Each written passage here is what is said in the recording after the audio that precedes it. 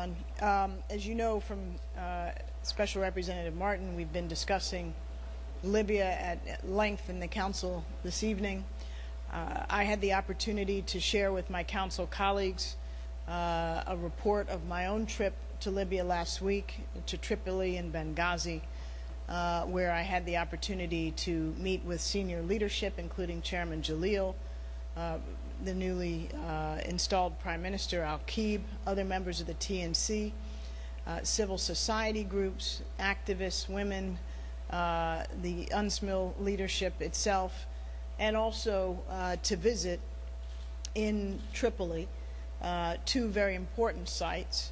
One was a site of a major massacre committed by Gaddafi forces on the eve of their retreat from Tripoli, where over 100 people were killed by grenades and bullets, and then their bodies burnt to death in a small warehouse no larger than the consultations room in which we were meeting.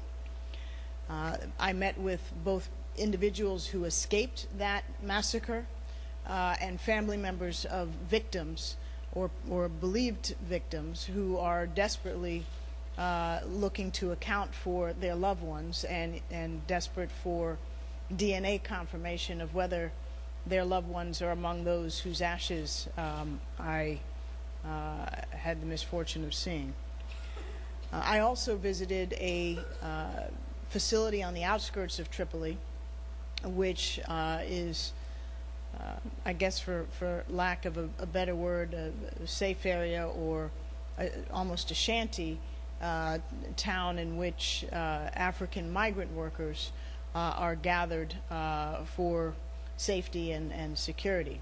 It was not a detention camp, but there were nonetheless 600 to 1,000 African migrant workers with whom I had the opportunity to spend over an hour, many who were from Nigeria, Ghana, Mali, other parts of West Africa, who had congregated there as a place of comparative safety.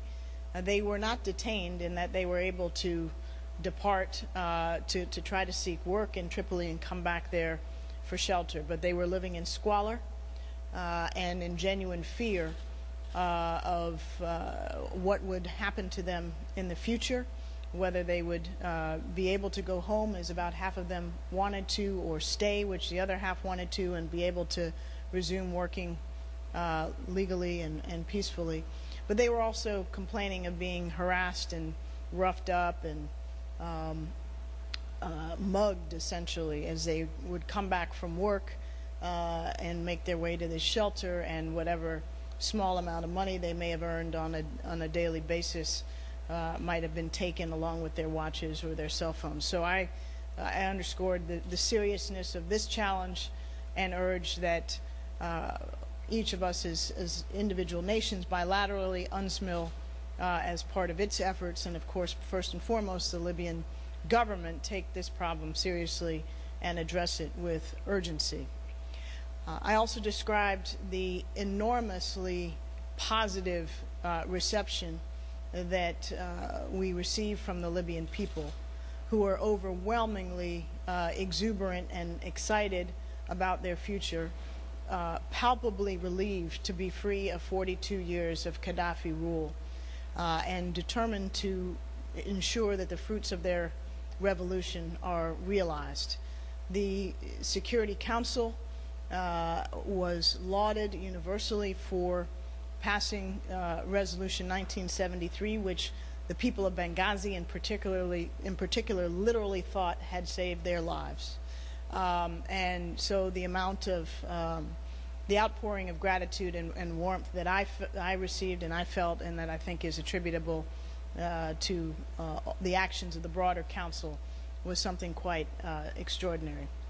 And finally, I wanted to observe and share with you my observation that in Tripoli, where we were moving around extensively, I was very much conscious of the fact that despite the allegations that we've heard from some that bombing was indiscriminate, that civilian facilities were hit, we saw absolutely no evidence of that.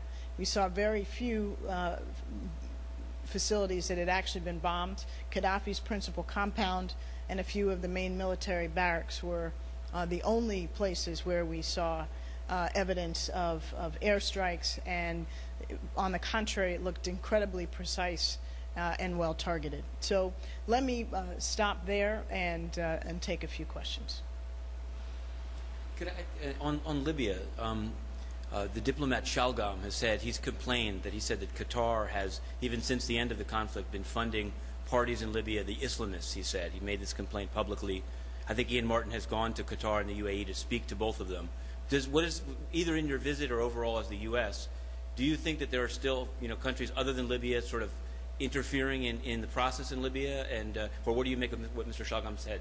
Well, I've heard those concerns expressed, and I think the most important point is that all friends and supporters of the new Libya need to come together in support of the authority of the new Libyan government, and to channel all of our support and assistance consistent with their needs and desires. There are many different challenges that the new Libyan government is facing, how to deal with the militias, security, informing and incorporating all elements of Libyan society into an inclusive government structure, proceeding with an election process in which all feel they have a stake. And so I think clearly the message I received from Libyan interlocutors was gratitude for U.S. and international support, but a strong assertion of their sovereign need and desire to chart their own future, and the request and expectation that their partners all support their agenda. Given the Arab League action over the weekend and given the horrific report that came out today detailing these human rights abuses in Syria, how important is it now for the Security Council to match what the Arab League has done? And secondly, how would you counter those that argue that it was the fact that the Security Council didn't do anything that enabled the Arab League to take ownership, and in the end it revealed to be the right choice? Well, beginning with your first question, the broad point, the United States has long held the view, and I've said so many times publicly, that it's past time for the Security Council to take much more decisive action with respect to Syria. We were more than disappointed that the effort of a couple of months ago to pass a very mild resolution of condemnation was vetoed by 2 permanent members and others who were unable to support it. So we think it is past time. Now, with the Arab League having acted and it becoming increasingly clear, even for those who would rather deny it, that the Assad regime has participated in outrageous and now well-documented atrocities, that the patience of its neighbors as well as the larger international community is evaporated. We think it's time to revisit the question of what might be possible here in New York. We welcomed the General Assembly's resolution last week, and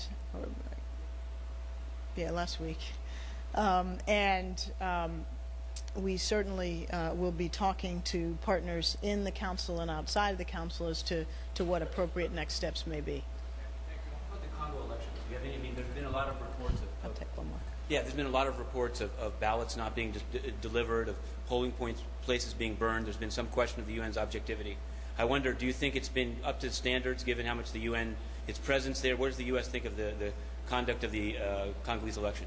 Well, obviously, we're concerned by reports of violence and indeed some deaths today in various parts of the country. We're concerned about reported anomalies in the conduct of the election, which we hope will prove to be relatively isolated. But I think it's important for everyone to remember that this election was conducted by the Congolese at their insistence.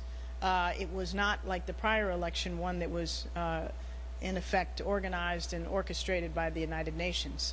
The United Nations does not have a central role either in the conduct of the elections or even the certification of these elections. That said, we think it's very important for the Congolese to respect the processes that have been provided by the electoral authorities to refrain from violence, and we hope that when the situation clarifies, that the disturbing reports we've heard today will prove to be the exception rather than the rule, but we need to wait and see. Thank you.